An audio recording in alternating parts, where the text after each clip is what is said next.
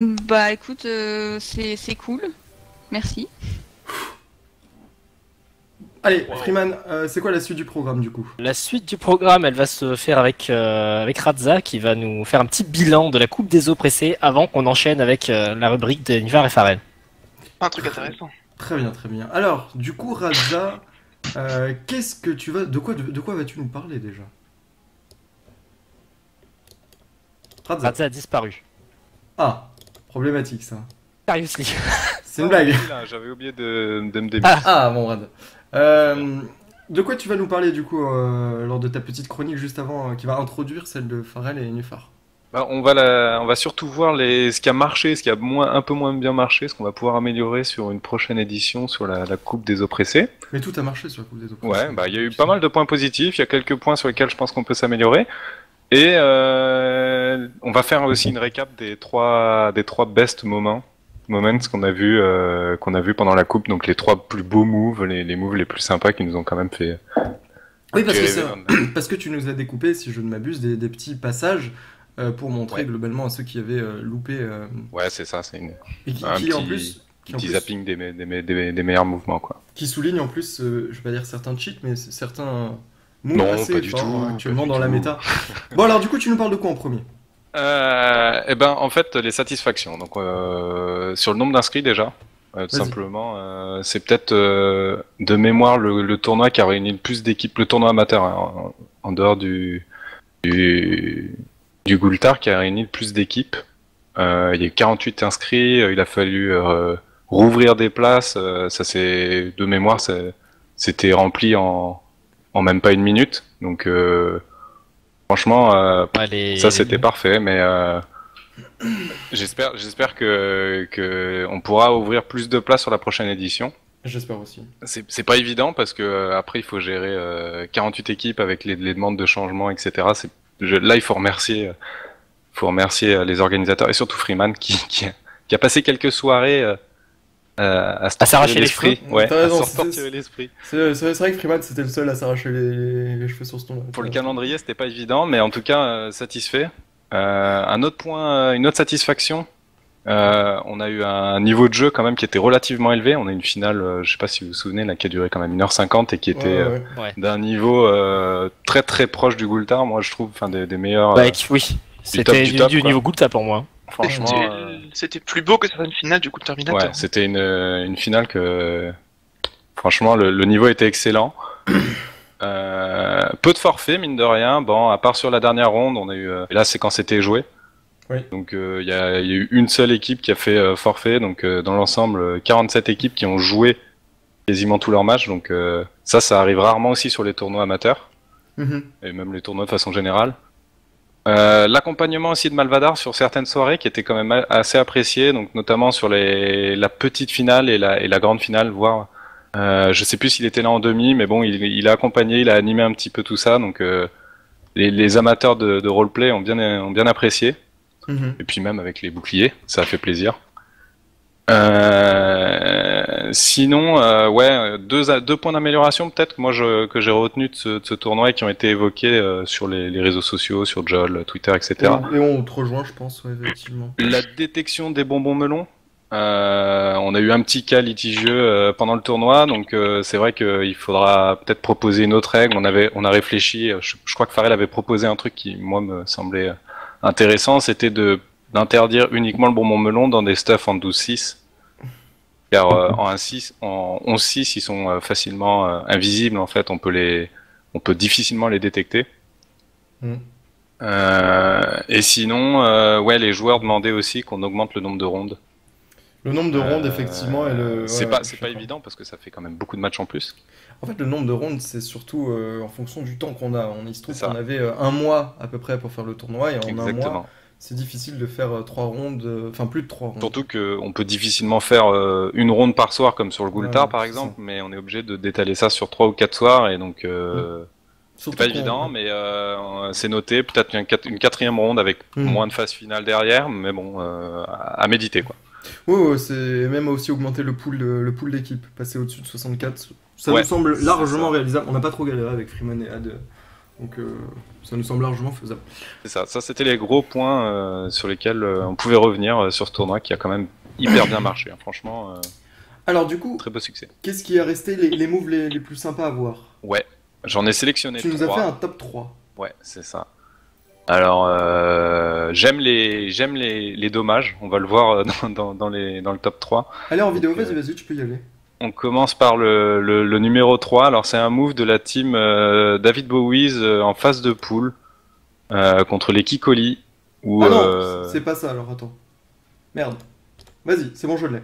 C'est bon, tu l'as? Vas-y, je pensais que j'ai pris dans le mauvais ordre, vas-y.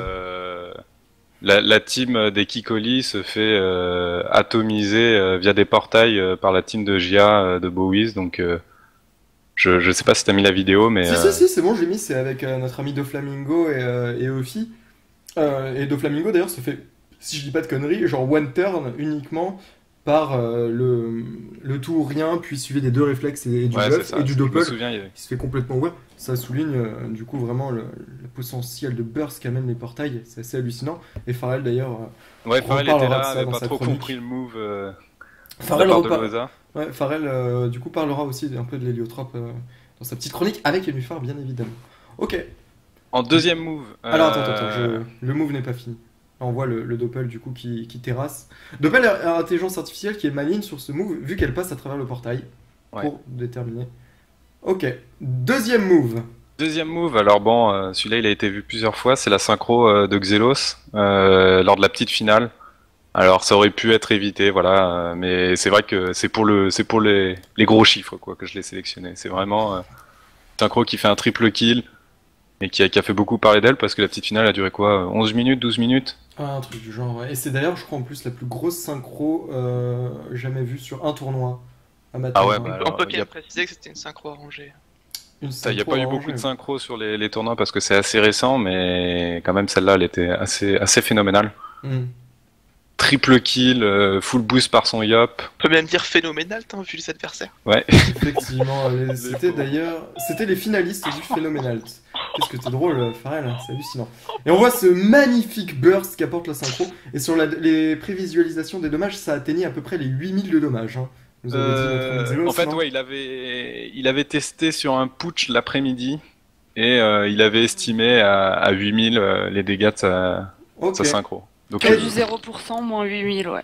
Ouais, c'est ça. On a beau avoir 50% de résistance contre ça. Et donc, du coup, le dernier move, le plus beau du tournoi selon toi?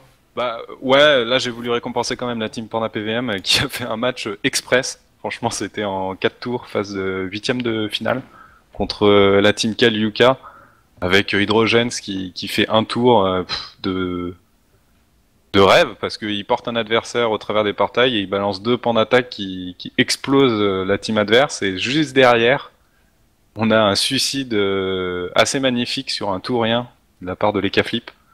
Ouais, Ad était le seul avec Zay à commenter ce match, et c'est vrai que, à titre perso, j'ai regretté de pas être là. Hein.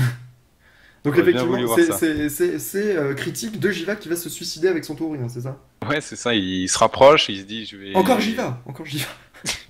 Je vais exploser les K-flip adverses, mais bon, il avait oublié que le Thor... D'ailleurs, on peut noter un petit truc sur ça, c'est que normalement, enfin, c'était pas le cas sur la bêta lors du tournoi, mais en tout cas sur officiel et pour tout le Ghoul Terminator, les dégâts du tourien passent d'abord sur le lanceur dorénavant. Ouais, c'est ça. S'il avait fait ça, en fait, il aurait fait 0 dégâts sur Dragoa et il serait mort même avant, ouais. Ouais. Les dégâts passent avant et la prévie n'est pas... Donc on pourra plus voir de suicide Eka Flip qui tue 2 mecs avec un Thor, par exemple. Bah, on peut voir un suicide Eka Flip qui tue personne, c'est encore plus beau. Oui. Et bien ça va nous rappeler d'ailleurs effectivement un move d'un roublard de Hulette qui est maintenant chez Amairo. Ouais, c'est exactement la même chose. Enfin, sauf que lui, il avait fait le kill, je crois, en même temps, non? Non, il avait même pas fait le kill, il était mort. En fait, je l'avais pas tué parce que la bombe n'avait pas explosé sur le Niripsa, puisque le roublard était mort avec les 2 bombes proches de lui. La dernière bombe n'avait pas pété sur lui. Enfin, belle galère. Merci beaucoup Radza du coup de ce petit point coupe des oppressés et les 3 moves. Et du coup, on va pouvoir passer à la magnifique chronique de Yenufar et Pharrell. Et il y a un jingle pour ça. Allez, c'est parti, le jingle. Il y a un jingle pour ça. J'écoute ça. Jingle, et ensuite on s'attaque à votre chronique les potos. Chronique très technique les amis. Hein. Allez, restez là. Et Nufar et Farel, Farel et Nufar. Farel est plein d'astuces et Nufar encore plus. De joueurs magnifiques, chez eux c'est génétique. Retrouve et Nufar et Farel. Farel, et Nufar Farel, et Nufar Farel, et Nufar Fadé. Allez, c'est parti les amis pour votre chronique.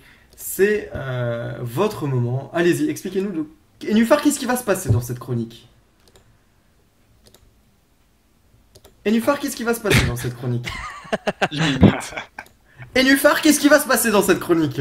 Qu'est-ce qui va se passer dans avant de cette commencer, il y aura mon départ. Je vous laisse terminer tout ça tranquille. Est-ce qu'on peut le prendre dans nos bras, Xialé? Est-ce qu'on peut faire un câlin? Non, dommage. Je vais tellement stopper. Arrêtez un moment. Oh, quelle tristesse. Bon, eh bien adieu. Au moins que ça, ouais, c'est clair. Ou plutôt à lundi. Mais ouais, en tout cas, comme je disais hier sur l'autre stream, éclatez-vous bien pendant le tournoi. Bon courage. J'espère que ça va être à la hauteur de vos attentes. Et à la hauteur des attentes des viewers aussi. Donc, on espère également. Ouais, ça va être cool. Ciao, à bientôt. Salut. Ciao, bonne soirée. Salut. Bonne soirée, à lundi. Et merci d'être Salut. passé. Bisous. Freeman, est-ce que... Et Nufar, qu'est-ce qui va se passer dans cette chronique? Juste avant que je me prenne encore une fois un énième vent par Nufar, Freeman, est-ce que tu peux aller contacter nos amis, les 6 teams que nous avons invités ce soir pour les interviewer? Je m'empresse de le faire. Ouais, juste leur donner le nouveau TeamSpeak, les nouveaux mots de passe. Est-ce qu'il y a suffisamment de place sur le TS pour pouvoir les accueillir sur celui-ci? L'autre channel remorche, il faudrait à la limite qu'on repasse sur Difficilement. On peut retourner sur l'autre éventuellement. Ouais. Ouais, on Eh retournera ben, sur l'autre à la fin de la chronique. Le temps que je fasse. Ok, on finit la chronique et ensuite on repasse sur le premier. Donc test. je te laisse effectivement les contacter, bien vérifier que tout se passe bien. Et pendant ce temps, du coup, on repart sur la chronique de Enufar et Farel. Enufar, qu'est-ce qui va se passer dans cette chronique? Attends, je t'ai mis un blanc, excuse-moi. C'est pas grave, vas-y. Ah mais c'est quand j'écoutais le jingle, Y a tu me pas de pardonneras. problème. Vas-y, y a pas de Donc problème. ce qui va se passer, c'est déjà le titre de la rubrique, c'est Cheat or Cheat. Le principe est simple, on va classer ou on va essayer d'ordonner des classes en allant de la plus forte à la plus mauvaise. Et on va également émettre une critique sur chacune de ces classes, plus ou moins longue selon ce qu'on a à dire dessus. Comme ça, on va pouvoir voir les atouts qu'a la classe, ce qui lui manque et peut-être même ce qu'elle a en trop. Ce qu'elle a en trop, d'accord. Oui, ben on va pouvoir le voir sur certaines classes. Alors, il faut savoir que on a fait ça, on s'est basé sur nos avis, sur notre expérience, donc c'est forcément subjectif. Et on est conscient que ce ne sera pas l'avis de tout le monde et qu'il y aura du coup des divergences d'opinion. Et on s'attend, donc on s'attend à ça, on sera prêt à réagir si jamais vous voulez. Vous attendez à vous faire chier dessus, très bien. Insultez-nous. Globalement, c'est un peu le respecter en train de nous en annoncer. fait. Mais on aime ça, allez-y. Du coup, comme c'est un classement classe par classe, enfin, je me répète un peu en disant ça, c'est pas forcément représentatif des résultats qu'on va pouvoir avoir au Ghoul Terminator, parce que Ghoul Terminator, ce sont des équipes de 4, donc il y a beaucoup de synergie entre des combos de classes et ces 4 classes qui sont représentées. Mm. Et là, on va essayer de classer ces classes au cas par cas, vraiment. Très bien. Alors, je sais que vous avez beaucoup bossé là-dessus et vous m'avez même envoyé des vidéos pour souligner eh bien, vos dires. Donc, quand tu aborderas un point, Enufar, Farel, n'hésitez pas à me dire, lance la première vidéo. Et pendant ce temps, du coup, pendant qu'elle défilera, vous pourrez argumenter, Ça marche. pas dessus, mais c'est juste uniquement pour les viewers, pour que ce soit un peu plus attrayant qu'une map Ghoul Terminator. Allez-y. Ok. J'affiche du coup le tableau que tu m'as aussi Ouais, fait. justement, j'allais y venir. On a, en fait, au tout début, on a commencé à faire 4 catégories de classes. Donc les classes qu'on les a appelées cheat, même si bon, c'est un abus de langage, hein, ça veut pas dire que la classe est pétée, ça veut juste dire qu'elle est forte en ce moment. Ensuite, on est passé aux classes qui sont bonnes, les classes moyennes, et les classes qu'on a appelées cheat, comme la traduction de ce fameux mot merde en anglais. Et voilà, mais ça veut pas dire non plus que c'est des classes qui sont nulles, c'est juste, voilà, il faut bien une classe la plus mauvaise. Et je voulais commencer tout d'abord par dire que c'est vrai qu'on est arrivé à un certain taux d'équilibrage dans Dofus actuellement et que les classes n'ont jamais été aussi proches les unes des autres par les autres années. Très bien. En tout cas, magnifique nom de rubrique, celui qu'il a trouvé. Vraiment très très doué. Vraiment pas mal. Ok, alors, tu commences. Du coup, vous allez commencer par quoi? Alors, donc on va juste lister pour l'instant les 4 classes, les 4 rubriques. Donc dans les classes titres, on a cité le Xelor, l'Héliotrophe, l'Héliotrope, le Sacrieur et le Feka. Ensuite, en bonne, nous avons l'Ekaflip, le Yop, le Sadida, l'Eniripsa et le Panda. En moyenne, l'Osamodas, le Sram, le Roublard et le Zobal. Et pour terminer, les petits derniers, c'est Steamer et Kra. Très bien. D'accord. Donc on va commencer par la classe qui nous paraît la plus forte actuellement dans Dofus. C'est d'ailleurs un pilier du groupe Terminator, c'est pas étonnant. C'est le Xelor. Du coup, en fait, le Xel, donc il a eu une nouvelle mise à jour en décembre et remodifié encore aux alentours de février-mars, quelque chose comme ça. Et en fait, il a trop de trucs, d'après nous. C'est-à-dire que, bon, je parlerai à synchro après. C'est une classe qui est peut-être la plus mobile du jeu, de la mise à jour, qui a énormément de dégâts, qui peut coopérer, qui a un potentiel double don de PA via le cadran et le flou, qui peut debuff, qui peut placer mieux que quiconque, et qui est aussi un anti-placeur, c'est-à-dire par exemple quand quelqu'un se fait cop par un sacri, une simple gélure ou un simple rollback permet de contrer ça. Donc on a choisi ce terme d'anti-placeur en fait. On peut aussi dire que le Xelor a le sort contre, qui est un magnifique contre, c'est le cas de le dire, au sort de type mascarade, de type colère de Yop. Parce que quand on fait ces sorts là sur un Xelor ou sur un de ses alliés qui est contre, il se fait littéralement one shot. Voilà pourquoi en fait le Xelor pour nous est vraiment dans le top actuellement. Et maintenant, on va parler de la synchro. La synchro qui est un sort... Attention. Pardon ? C'est très tabou. C'est très tabou, pardon. La synchro, qui est un sort qui, de notre avis, n'a rien à faire sur Dofus, parce que c'est un sort qui tape aussi fort que Colère de Yop, voire plus fort. En zone. Qui est en zone, qui est faisable dès le tour 2. Enfin, qui est lançable, chargeable tour 1 et faisable tour 2. Qui n'est pas basé sur les stats du Xelor. Un Xelor full Vita ou full Sagesse fera autant de dégâts qu'un Xelor full stat à la synchro. Donc ça veut dire que un Xelor peut jouer synchro tout en étant full terre. Et donc à lui seul, vu ses dégâts terre, obliger l'adversaire à jouer à 50% dans les deux éléments. Et un truc qu'aucune classe ne possède, à part peut-être les K-Flip, via sa grosse voix OR à cause du bluff. Mais globalement, on trouve ça beaucoup trop fort. Alors on n'a pas beaucoup d'idées de modifications pour le Xelor actuellement, c'est juste qu'il y a trop de trucs, comme on l'a dit. Coopération, dégâts, mobilité, placement, anti-placement, debuff, double don de PA, plus la synchro. Tout ça fait qu'actuellement le Xelor est beaucoup trop fort, et que je pense qu'en termes de proportion, on aura énormément de teams Xelor qui seront les teams 1 de leur serveur à la sortie des poules. Ok. Exactement. Et voilà. Est-ce que tu as parlé du fait qu'il n'y ait pas de cooldown sur le Xelor ? Oui, c'est ça aussi. Par exemple, mais c'est ça qui fait que c'est un super remplaceur, c'est parce que c'est sa téléportation. Le cooldown, il n'y a pas de cooldown s'il fait un téléfrag avec, et dès qu'il fait un téléfrag d'une autre manière, il récupère sa TP. S'il génère un téléfrag, ou alors s'il en consomme un. S'il en consomme un, ouais, c'est vrai. Plus ils sont nombreux, plus il y a de personnes sur la map, plus c'est simple en plus, quoi. De base, la téléportation a un cooldown de 3 si tu la lances dans le vide, mais tu as quasiment toujours le moyen de la récupérer. Au final, il n'y a pas de cooldown. Quasiment pas.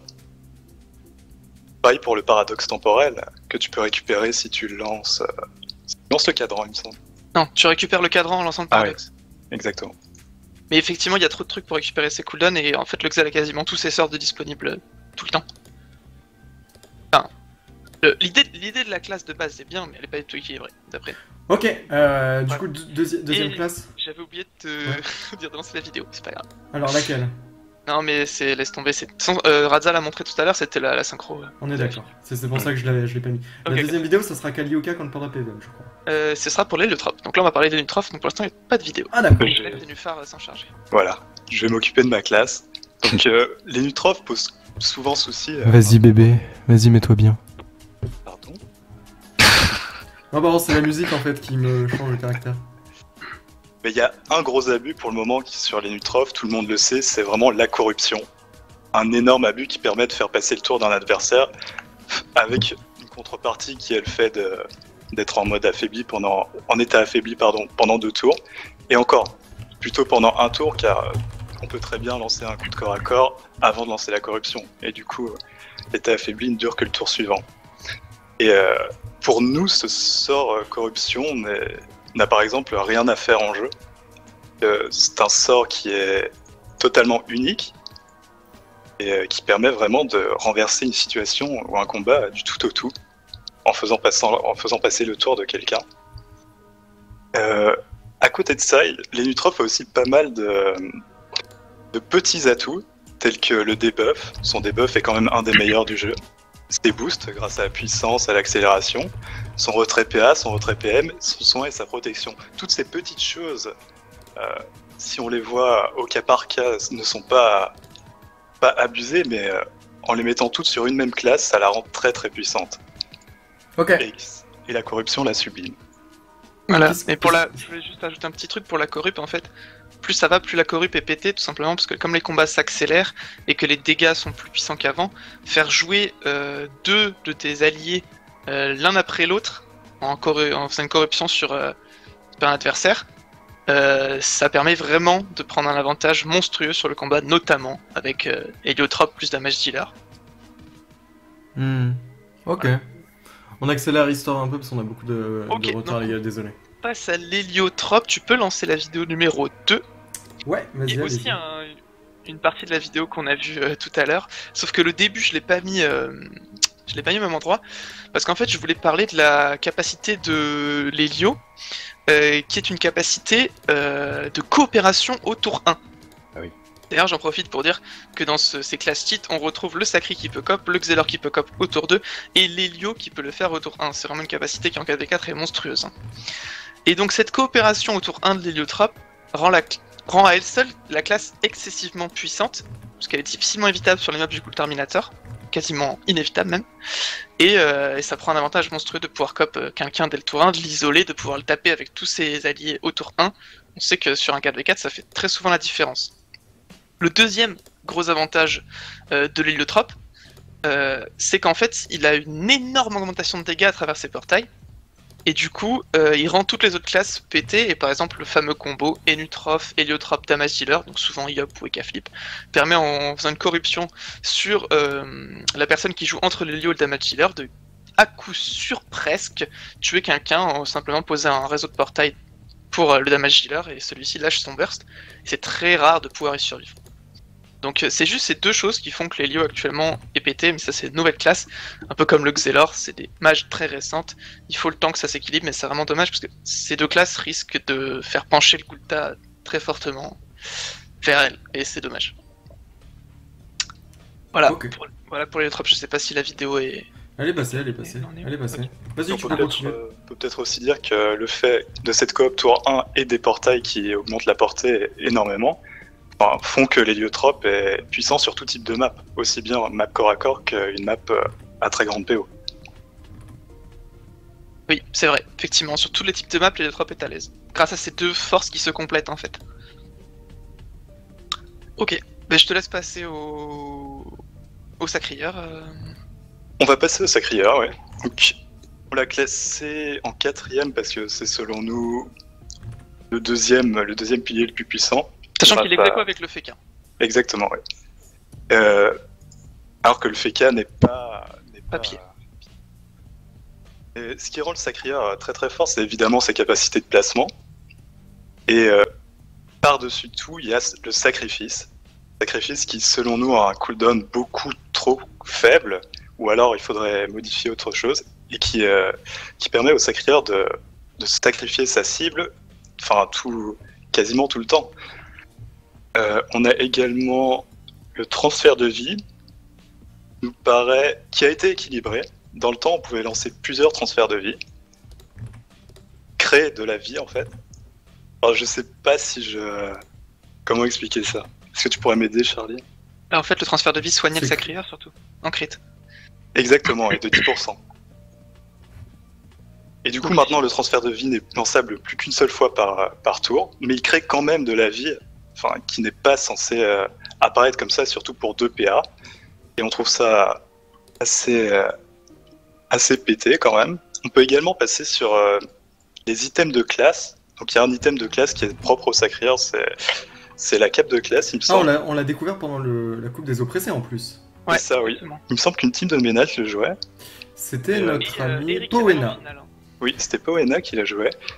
Et également en finale sur Shadow Blade, ouais. Et donc cette cape de classe permet au Sacrieur de lancer la transposition tous les tours. En cooldown. Ce qui fait que t'as pas de cooldown en fait, hein, c'est cool. Ça lui permet donc de contrer les compositions Xelor ou Héliotrope très facilement, enfin s'il a une initiative potable. Ce qui est d'ailleurs assez étrange puisque les bots de classe, elles, réduisent le cooldown de 1 sur la coopération. Alors que la transpo, elle est réduite de 2. Donc il y a peut-être une petite incohérence là-dedans. Mais bon. Simplement de 1, je trouve que ce serait déjà un très bon item. Oui, non mais c'est juste pour dire que la cape c'est moins 2 sur transpo. Et d'ailleurs les bots aussi permettent de rajouter de la PO à absorption si je me trompe pas, mais bon, c'est aussi assez intéressant. C'est aussi comme ça qu'on justifie le classement du Sacrieur, parce que comme on trouve que Xelor et Héliotrope font énormément les matchs dans leur propre team, toutes les classes qui arrivent à contrer ces deux classes-là sont forcément rehaussées dans le classement parce qu'elles arrivent à gagner plus de matchs. Et donc le Sacrieur en fait partie via cette cape de classe qui permet de transpo à tous les tours et donc de contrer un petit peu le placement du Xelor et de l'Héliotrope. Oui. Ok, t'en as fini avec le Sacré Avec le Sacrieur, ouais. Je te laisse passer au Feka du coup. Ça marche, donc le Feka qui est ex-aequo avec le Sacrieur, on n'a pas su les départager. Toujours pas de vidéo non, toujours pas de vidéo pour le Feka, on aura une vidéo pour les Caflipiap ensuite. Parfait. Donc le Feka, qui est ex-aequo avec le Sacré parce qu'on pouvait pas les départager. Ce Feka, donc pareil, il a eu une mage assez récente, il y a 1 an environ, un petit peu moins maintenant. Et en fait, on trouve que ses cooldowns sont trop faibles par rapport à la puissance de ses sorts. C'est-à-dire que c'est bien d'avoir réduit les cooldowns du Feka pour le rendre plus dynamique, c'était l'objectif de la mise à jour et sur ce point c'est réussi. Mais malheureusement, ses sorts sont, à notre avis, encore trop forts par rapport à leur cooldown. Par exemple, bouclier Feka qui c'est quand même 35% de dégâts en moins pendant 2 tours avec un cooldown de 3. Rempart, pour nous ça va, la protection est normale. Barricade et Bastion qui ont un cooldown uniquement de 4. Et surtout, la trêve qui a un cooldown que de 5 et qui empêche toute la team de faire des dégâts pendant 5 tours, pendant un tour sur un cooldown de 5. C'est-à-dire tous les 5 tours on peut la lancer et on trouve qu'avec une compo qui temporise, notamment la fameuse FSSS qui était en finale de la CDO, on trouve la trêve beaucoup trop puissante en fait. Il faudrait un cooldown beaucoup plus gros pour ce sort là. Ensuite, on connaît les avantages du Feka, son entrave tout en ayant des dégâts très corrects, plus sa capacité de protection. Ça en fait une classe vraiment couteau suisse et on trouve ça un peu trop fort.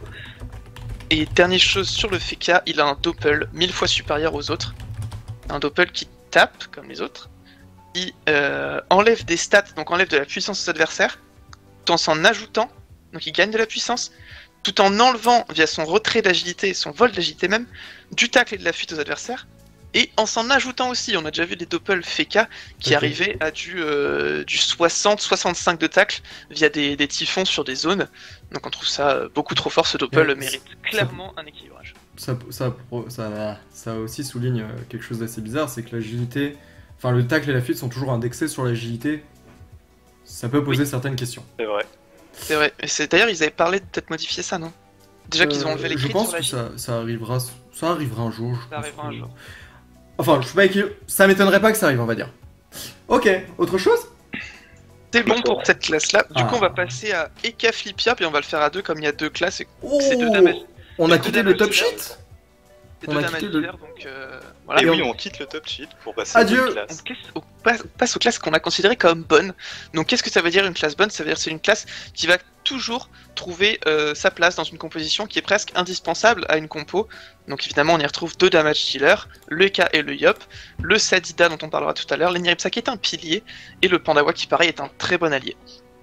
D'accord, et donc là pour le coup tu as une vidéo... Vidéo effectivement, donc c'est la troisième vidéo. C'est celle de... C'est un tour de Yop. Oui c'est ça exactement. Alors c'est un tour de perce de feu d'alien. Vas-y, donc là, d'ailleurs, on peut parler du fait qu'on peut difficilement classer les classes de cette manière dont on le fait, même si on s'y force, parce que les forces d'un Eka Flip sont incomparables avec celles d'un Feka, par exemple. Donc on peut pas les comparer normalement. Mais il faut bien le faire. Du coup, Eka Yop, c'est les 2 plus gros damage dealers du Gul'ta. 2 plus gros érodeurs, parce qu'il y a 4 érodeurs dans le jeu, hein. SRAM, Roblar et Kayop. On les a mis égalité. Parce que c'est en fait 2 classes qui ont un auto-boost comparé à leurs deux autres classes qui en ont des tout petits. Celles-là ont un boost de puissance, toutes les 2. Et c'est ça qui rend vraiment leurs dégâts monstrueux, parce que on peut voir très bien qu'un Yop sans puissance ou un Eka Flip sans la roue de la fortune, ça tape pas beaucoup plus fort qu'un SRAM ou qu'un Roblar. Et du coup c'est ça qui rend ces classes vraiment fortes. Ils ont aussi un auto-boost de PA, et c'est ce qui leur permet d'être très puissants entre autres. Je te laisse parler des autres atouts Nénuphar. Exactement, mais on peut parler de leur érosion qui est assez simple à placer. Des pressions, elles tapent et elles sont à portée, donc ça ne met pas forcément le Yop en danger de mettre de l'érosion, et c'est exactement pareil pour les cas qui, avec le réflexe qui est à portée et également en zone, lui permet d'éroder facilement. Et en coup en PA aussi, hein, ils sont faibles, c'est ça. Exactement. On peut aussi dire que l'arrivée du Dofus nébuleux a donné un second souffle au Yop, jeu de mots. Et, Pas mal. Pas mal. Hein. Et grâce à ce Dofus nébuleux, le Yop voit sa puissance totalement accrue. Notamment, enfin, on voit souvent les Yop maintenant lancer leur colère autour 2 et non plus au tour 1, justement pour profiter de ce nébuleux qui va augmenter les dégâts de la colère au tour 5. Et donc, en décalant cette colère, il optimise ses dégâts. On a aussi trouvé qu'il y a un sort en trop sur les K-flips, c'est la roulette. La volonté dans Kama Games à un moment était de retirer l'aléatoire du jeu, notamment en retirant les récop etc. Et la roulette est vraiment le sort le plus aléatoire qui reste, je pense, sur le jeu. Et il n'a plus rien à faire au même titre que la corruption. Voilà, on trouve que c'est un sort qui peut faire tourner un match d'un côté comme de l'autre à tout moment, et que du coup, voilà, c'est un sort qui n'a plus rien à faire dans un tactical. Quelles sont les roulettes selon vous les plus problématiques? Toutes les roulettes stats, qui avantagent souvent grandement une team au détriment de l'autre. PA, les roulettes PA, les roulettes PM. Malus 8. Malus et bonus 8 qui ont souvent un impact monstrueux aussi. Après les roulettes retrait, bon, ça peut arriver que ce soit monstrueux, mais ça change moins un match qu'une roulette stat, une roulette PA ou les roulettes qu'on a citées précédemment. La roulette crit aussi maintenant qui augmente les dommages de tout le monde sur la map, ça peut faire tourner le combat dans la faveur de l'un comme de l'autre. On trouve que... Et malheureusement, surtout avec le nouveau tutu, les EK la lancent tout le temps parce que elle est rentable pour les cas, et en plus si on fait c'est un sort gratuit, et si on fait un crit dessus on gagne 1% de dégâts finaux. Dégâts finaux, pardon, excusez-moi. 1% de dégâts finaux avec un crit gratuit en fait, grâce au turquoise. Donc pour nous ce sort devrait être supprimé et en placer un autre. Voilà. Très bien. Donc je vais laisser Nénuphar s'attaquer au Sadida. Sadida, une vidéo. Une vidéo Vidéo de Sadida, effectivement, la suivante. Un match de la forêt cache l'arbre. Ah oui, exactement. Mais Sadida, on trouve que sa récente refonte a vraiment été très bien effectuée. Elle a rendu la classe totalement équilibrée, mais les cooldowns de Groot et de Don Naturel sont assez pétés. C'est-à-dire que Groot et Don Naturel ont un cooldown de 2, et le fait de pouvoir lancer une fraction tous les 2 tours permet quand même de mettre toute une équipe safe, surtout si elle est accompagnée d'un Feka par exemple, d'où la présence du combo Sadi-Feka dans la FSSS, qui est beaucoup représenté au Gul'Terminator. On a également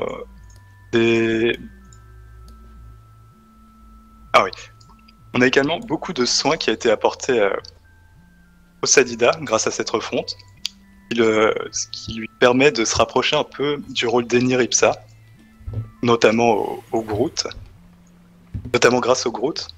Je pense qu'il soigne 12% en zone de 3 autour de lui, et également à nouveau grâce au don naturel. Donc ce sont vraiment ces 2 sorts qui posent problème à mon avis sur le Sadida. Ils doivent être modifiés, c'est vraiment le cooldown, parce que sinon ils paraissent équilibrés, outre ça. D'accord, ok. Ok, donc moi je vais passer non, je pense que ça a bien fait le tour du Sadida, donc je vais attaquer avec l'Enir-Ipsa, qu'on a aussi mis ex aequo avec le Sadida, on n'avait pas à les départager. Le Niripsa qui est donc le 3e pilier de notre classement. Et ça c'est vraiment cool parce que du coup les Niripsa qui étaient un peu considérés comme une classe mauvaise, finalement ils sont... Ça fait Sigulta qui est considéré comme le pilier très largement le plus faible. Et de notre point de vue ça a changé cette année, notamment avec en fait la création de l'héliotrope qui vraiment permet à la Niripsa de s'épanouir dans les compos héliotropes, puisque l'héliotrope a tendance à mettre un combat où tout le monde va être éparpillé sur la carte à cause des portails, et en fait les Niripsa, notamment grâce aux portails, gagnent en mobilité, chose dont il manquait cruellement avant, et aussi le mode altruisme qui est d'autant plus puissant quand le combat se passe de tous les côtés de la carte. Le mode altruisme fait souvent le taf. Donc l'apparition de cette classe a vraiment donné un nouveau rôle à l'Niripsa. Et on rappelle quand même que c'est un don de PA, que c'est une capacité très puissante dans Dofus, surtout avec l'augmentation des dégâts. Il a retrouvé son rôle de soigneur alors qu'avant on avait beaucoup des Niripsa OR. L'an dernier on a quasiment eu que ça. Cette année je pense qu'on va avoir 90% de Nifeu quasiment. Ça dépend toujours de la composition, mais on aura souvent des Nifeu. L'entraveur PA c'est devenu lui le meilleur entraveur PA du jeu depuis la refonte au Xelor. Contre un Annie, il faut absolument skipper PA si on veut pas se faire légumiser via le silence et les drainants. Donc on trouve vraiment que c'est un pilier qui peut nous surprendre cette année. Enfin, nous il nous surprendra pas, mais qui peut surprendre les gens qui pensent que l'Niripsa est toujours à sa place de team poubelle. On pense que cette année c'est pas le cas et que l'Niripsa va vraiment être dans les compos 1 ou 2 des serveurs. Oui, on le voit notamment avec la compo qui a gagné par exemple. Et voilà, effectivement, très bon exemple centenaire, c'est une compo Niripsa qui a gagné le merci Farid. CDO. Alors que c'était que les teams cheat, donc ça prouve que l'Eni peut vraiment lutter contre les teams cheat actuellement. Okay. Donc ça c'était les 8e, donc ceux qui sont pile en fait au milieu des classes moyennes. Ok, du coup on passe dans la partie inférieure. Non, il reste toujours une classe. Oui, le Pandawa, mais je veux dire, on est au-dessus de 8, donc... D'accord, oui. Mais je vois ce que tu veux dire, vas-y. Oui, je vois tout à fait ce que tu veux dire. Donc je vais laisser Nufar parler de ma classe, le Pandawa, parce que j'ai parlé de... Est-ce que tu serais pas justement mieux placé que moi pour en parler? Bon, si tu veux. Allez. Je ne me fais pas pris. Alors, je vais essayer d'être le plus objectif possible sur ma classe. Je trouve que c'est une classe Panda qui est équilibrée depuis plusieurs années. Je pense qu'elle peut jouer le rôle de damage dealer cette année avec l'héliotrope. Encore une fois, l'exemple Panda PVM. Voilà, exactement. Encore une fois, l'exemple Panda PVM. Compo qui a été réutilisé pas mal cette année. D'ailleurs, je joue aussi cette composition. Il peut aussi très bien jouer le rôle de soutien dans d'autres compos via son placement, son soin avec l'archétype. C'est d'ailleurs le meilleur soigneur à l'archétype du jeu, le Pandawa, via ses paliers intelligence, parce qu'il peut monter à 415 d'intel de base en mettant tous ses points en intel.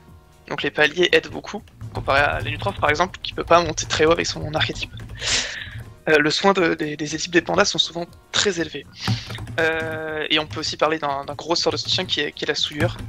Et quand on arrive à souillure en fait un damage dealer pour lui enlever ses boosts, non seulement on lui enlève 300 de puissance, mais en plus on lui en renlève 150 via la souillure. Mais pour moi la souillure reste un sort équilibré parce que de toute façon il se lance quasiment au corps à corps et que déjà c'est très dur à mettre et même quand on la met on s'expose. En fait souvent quand on va debuff un damage dealer on s'expose quand même à ses dégâts même s'ils sont réduits. Donc je trouve quand même le truc équilibré. Le sort central, vraiment central du Pandawa, et ce qui le rend à cette 10e place, parce qu'à la base on devait le mettre plus bas, et la stabilisation. C'est vraiment devenu le sort du panel Pandawa, simplement parce qu'il permet de contrer le Xelor, parce que quand on stabille un Xelor, il ne peut plus TP, il ne peut plus bouger avec sa TP.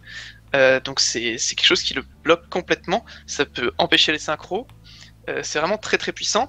Ce sort aussi stabilisation qui combine extrêmement bien avec l'héliotrope, parce que de la même façon, la façon de contrer l'héliotrope, c'est de bouger la personne qui va se faire taper à travers les portails, mais si cette personne-là est stabilisée, elle ne peut pas être bougée, et donc ça permet de vraiment placer le burst avec le damage dealer. Okay.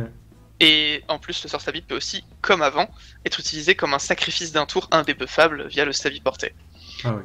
Voilà, donc du coup, ce sort qui est vraiment le sort central du Panda. Pas que d'ailleurs, juste le porté permet par exemple de immuniser quelqu'un qui est dans un état infecté. C'est-à-dire que si tu portes ton copain Yop qui est dans un état infecté, eh bien si le Sadida tape par exemple sur ton copain Ekaflip qui est dans un état infecté, ton Yop ne prend aucun dommage. On avait remarqué ça et c'était très bizarre, ça doit d'ailleurs... Enfin, Ça doit moi être un bug. je le mets dans le rang des bugs, effectivement ça devrait être corrigé, c'est anormal, donc ça devrait être corrigé. Le porté devrait prendre les dégâts puisqu'il est dans l'état infecté. Parce que par exemple il prend les dégâts quand il est dans l'état téléfrag et que quelqu'un se fait taper sous contre. Ah ouais. Donc Ok. c'est vraiment bizarre. Bon bah super. Ok, What on the va next? passer du coup à l'Ossa Modas et je vais Allo laisser Nufar en Modas. parler. Pas de vidéo? Non, il y en avait une pour les nids, on l'a oublié. Ah bah je vais la mettre en pendant... c'est un Diable tour Rouge de contre ré- Panda. Diable Rouge contre PVM? Toujours, oui, c'est un tour de Denny Ripsa. Et bah je vais la passer. On voit la capacité de Ralpea de l'initiative. Tac. Eh ben, je vais la passer pendant que Nufar continue. Vas-y, Nufar. Très bien. Mais on passe à l'Osamodas et du coup à notre première classe des moyennes, parce qu'on quitte les bonnes classes Et le dernier en pilier. arrivant. Exactement. Et le dernier pilier. Donc dernier pilier qu'on a décidé de mettre en dernier justement parce que on le trouve plus faible que les autres, notamment parce qu'il a pas de placement comme le Xelor et le Sacriar, et que son gameplay est beaucoup trop vieux à cause de son jeu qui repose essentiellement sur les invocations. Et encore, quand un Osa joue maintenant, il va pas jouer sur les invocations en PvP multijoueur, en tout cas, il va essentiellement booster ses alliés, ce qui est le plus rentable à faire, mais ce qui est pas tout le temps efficace. Et on trouve que son jeu est trop situationnel, mais notre avis est que l'Osamodas n'a pas perdu de puissance, mais que ce sont les autres classes qui l'ont surpassé au fur et à mesure des mages. Parce qu'il me semble que la dernière mise à jour Osa remonte au TDA, c'était la mise à jour de la LES, et que du coup, le gain en puissance des autres classes lui a fait perdre sa place de top tier. Gameplay vieillissant, effectivement, le fait qu'ils doivent se reposer sur l'intelligence artificielle, du coup le fait qu'ils doivent, prévoir cette intelligence artificielle, ce qui fait que c'est effectivement compliqué. Ce n'est pas toujours possible d'ailleurs. C'est sans doute d'ailleurs pour ça, les amis, que le Zamodas va voir son gameplay revu avec l'Eneripsa dans les prochains mois, comme il nous l'avait annoncé à l'Ankama Line-Up. Exactement. Effectivement. J'espère que ce sera pas mal. Ok. Ok, donc je vais passer à la classe SRAM. Donc on attaque, on va attaquer en fait les deux derniers érodeurs qui sont SRAM et Roublard. Donc je vais parler du SRAM et je laisserai Nufar parler du Roublard, même si effectivement on a remarqué que les problèmes de ces deux classes étaient un peu les mêmes. En fait le SRAM, ce qu'on a à dire dessus, c'est que c'est un bon deuxième tout. C'est-à-dire que à l'époque où il y avait des doublons au Ghoul Terminator, j'ai l'impression que tu décris un mec dans une friend zone. L'an dernier, il y avait 2 SRAM, donc ça veut dire qu'il y avait des équipes avec 2 érodeurs. Forcément. Oui. Donc le SRAM servait très bien de second érodeur, de second tapeur, de second placeur. Mais en fait, cette année, il est tout le temps le seul érodeur et très souvent le seul damage dealer. Et du coup, il peut pas en fait prendre en main les deux rôles. En plus, il a souvent des tours de placement qui sont très rentables et du coup, il va pas taper ou pas éroder. Et c'est ça qui fait que le SRAM est beaucoup moins fort que les K-Flip ou l'IOP. On a aussi un gros problème d'impossibilité de burst sans un réseau de pièges. Un réseau de pièges qui met beaucoup de temps à être mis en place et qui est beaucoup plus dur à mettre en place puisqu'il y a plus d'invoques sur le terrain avec le nouveau Sadi et l'accélération des combats lui laisse très souvent pas le temps de mettre en place son réseau de pièges.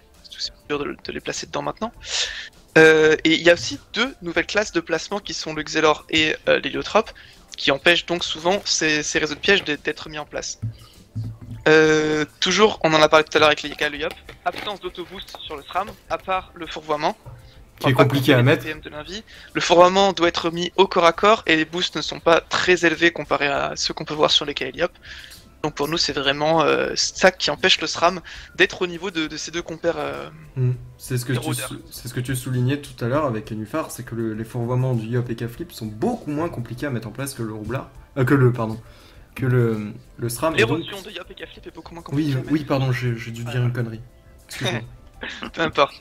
Et dernière chose sur... Enfin, 2 dernières choses sur le SRAM, il combine très mal avec l'Héliotrope. Donc forcément, ça en fait une classe moins... Comme les Héliotropes sont souvent dans les grosses teams du Ghoul Terminator, le SRAM n'y est pas, puisqu'il combine très mal avec. Et dernière chose, la facilité de casser les combos du SRAM avec le moindre retrait PA ou retrait PM.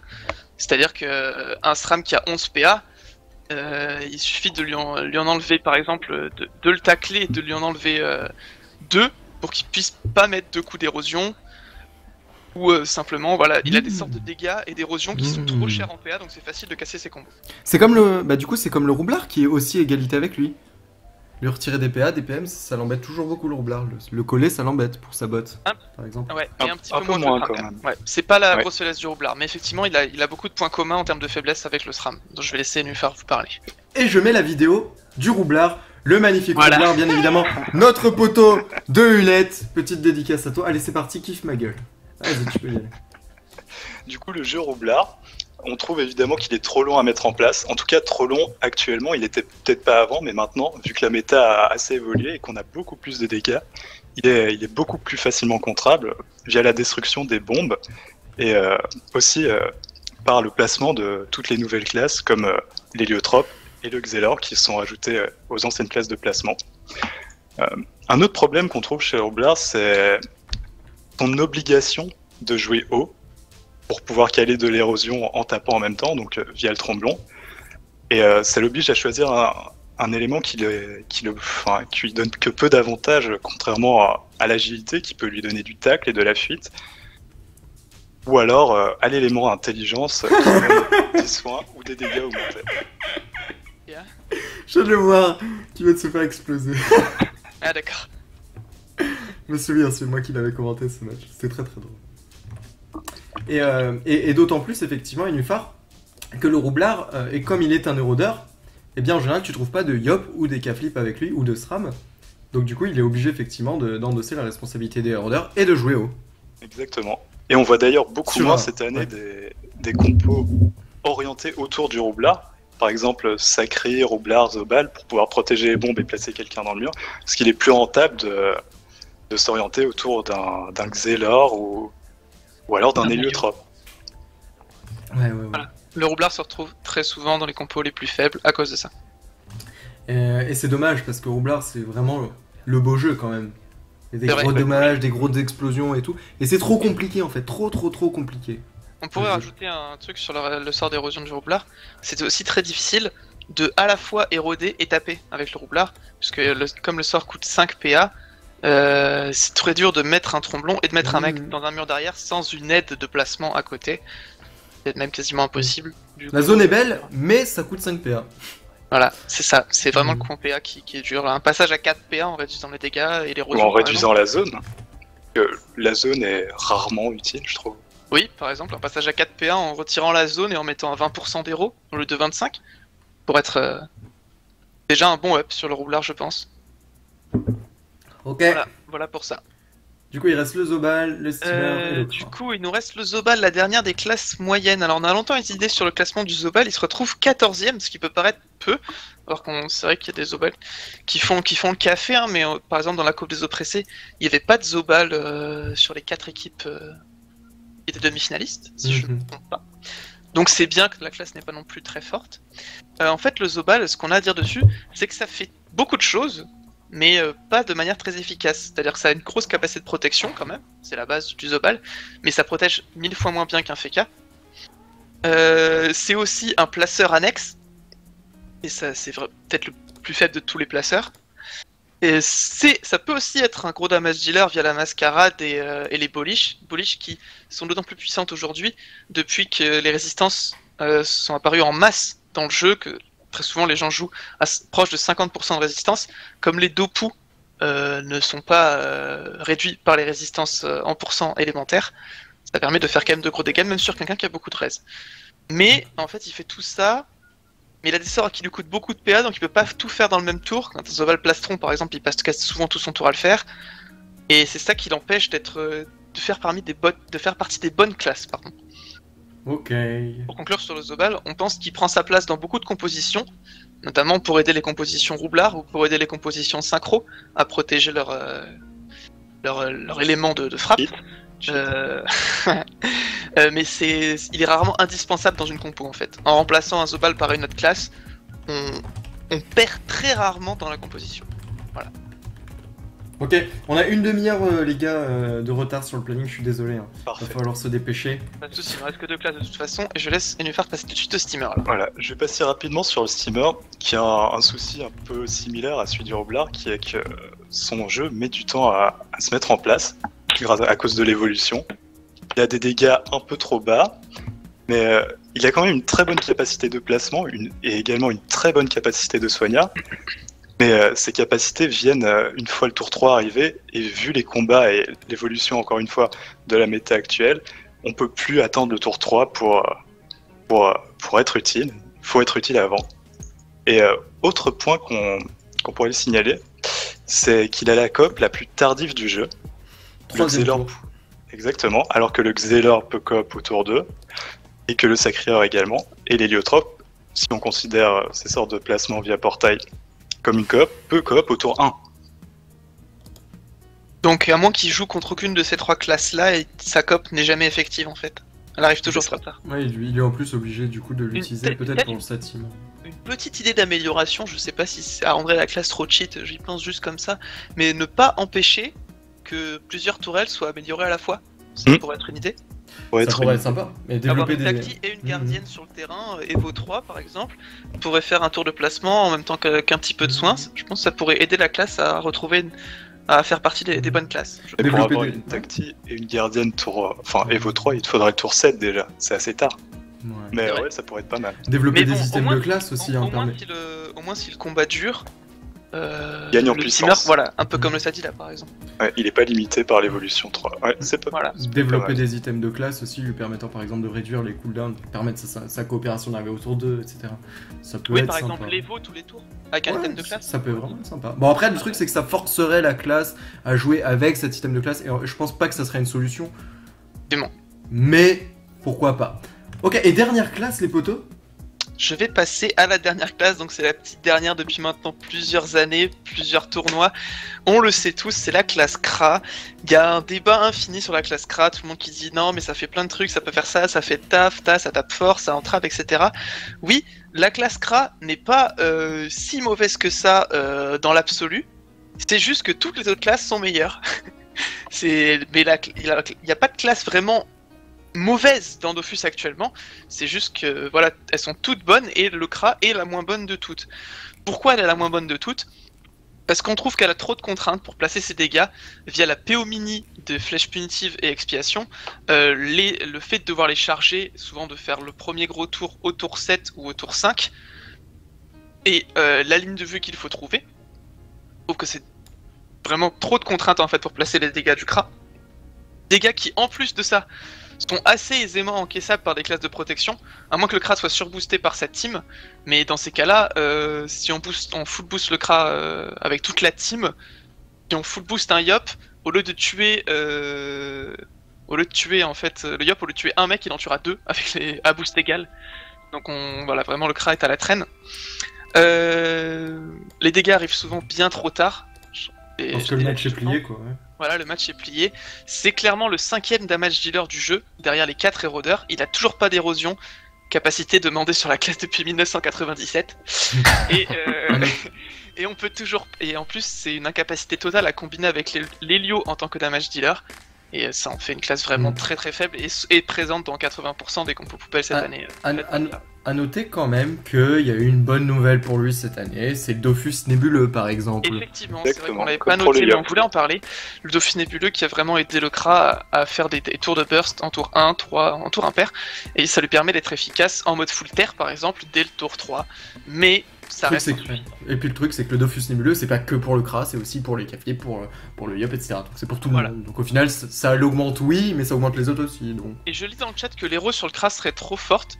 Ça dépend vraiment comment tu la mets en place. Si par exemple tu la mets en place sur un sort qui n'a que 6 PO, qui ne fait que 10% d'érosion par exemple, ou même qu'un seul lancé par tour par cible, je trouve que ce serait pas du tout un abus. Ouais, ça serait bien ça aussi, Remblai, mettre genre 30% d'érosion sur Remblai, tu vois, avec la grosse zone. Ça va vraiment être pas mal. Ah bah si t'enlèves Corrupt, Retraite, Sac et la possibilité d'un... Ah non, alors arrête de déconner. Bon, et bah, merci beaucoup les amis pour cette chronique. Honnêtement, je me suis dit, putain, il est 23h30, on a 470 mecs dans le chat, je pense qu'ils vont se barrer à cette heure-ci. Mais c'était vachement sympa avec...